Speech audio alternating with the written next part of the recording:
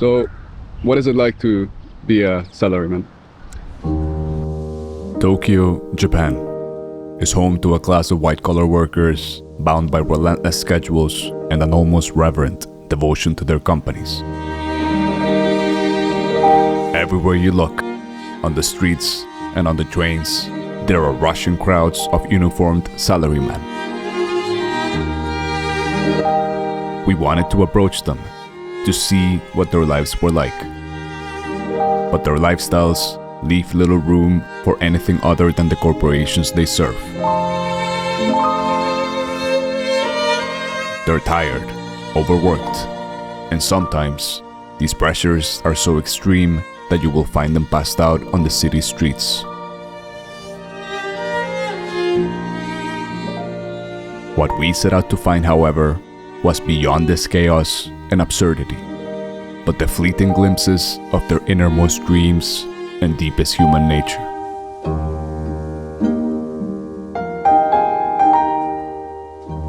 Who are the salarymen in their rare moments of solitude? The hidden life of one of them is what we set out to uncover.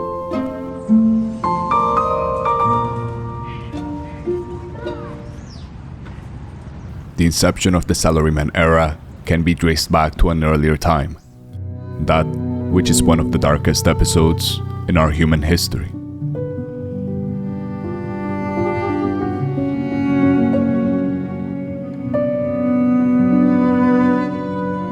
The bombing of Japan at the end of the war left the country in pieces, pieces which its people had to pick back up. And as if predicting the economic miracle that was about to unfold, the Japanese came together with a shared sense of purpose. They relied on collectivism and discipline, which propelled them to a level of prosperity not seen before. And remarkably enough, the salarymen lied at the center of this change.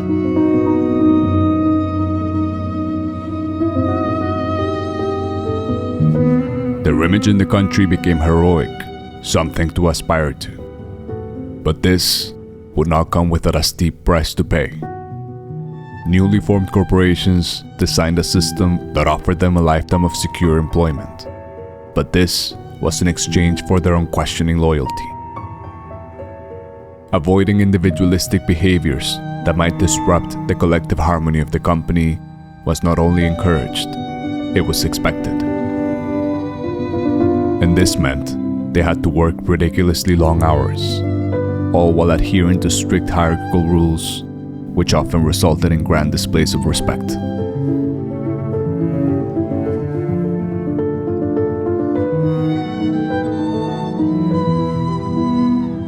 But that was not enough. They were also expected to attend after-work drinking invitations that would carry them into the next morning, often to repeat all of it again. For this, and many other reasons, this lifestyle was not sustainable. And today, social pressures have made some corporations move towards more progressive policies. Yet if you ride one of Tokyo's crowded trains, it becomes immediately clear that this pace of life still persists.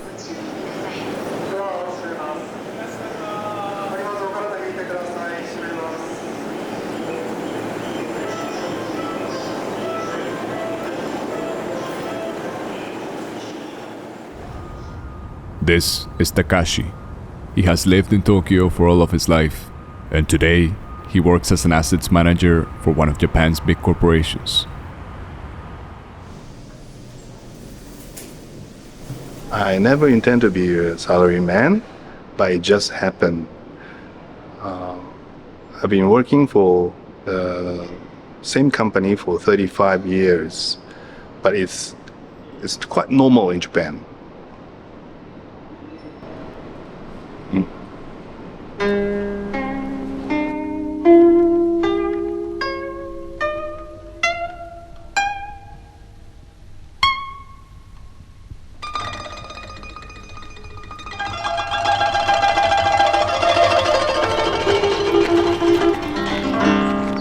We have a saying in Japan, 出る杭は打たれる.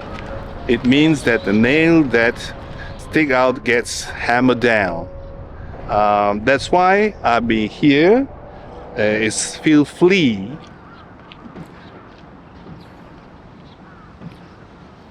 Being a salaryman is hard. Working 12 hours a day and a lot of pressure from colleagues and bosses. Sometimes drinking alcohol and drink too much and miss the last train and sleeping at the station bench like this until morning. So, Takashi, earlier you said that you didn't want to be a salaryman. Is there anything else you thought of doing?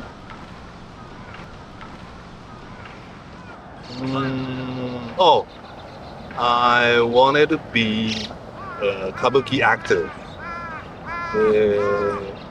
which is doing in the Japanese classical theater. Let me show you the picture. Okay,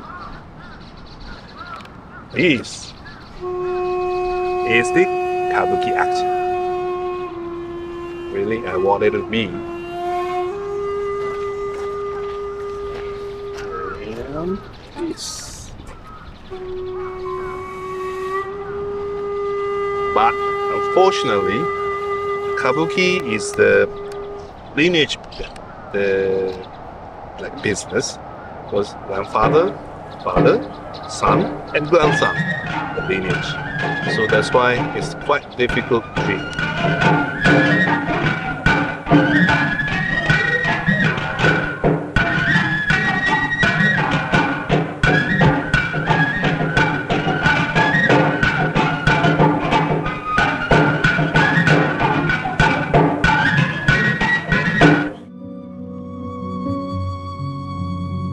Much like the kabuki, many aspects of this lifestyle are a carefully crafted performance. While it may seem unique to Japan, it reflects a broader trend in our modern civilization. Just a seemingly endless chain of pressures and societal expectations, which in the end, all seem to greatly benefit the masters of an enterprise. For some, life becomes a constant act. But just how long can a performance of this magnitude last?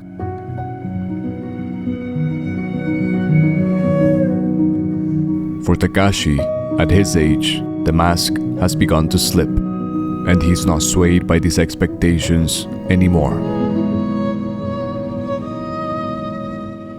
He says his life has now taken a different rhythm, and even declines after-work drinking invitations. But he doesn't go home. He took us along to one of the places he frequents whenever he has time to spare. This is my favorite place. Sumida Aquarium. That's great.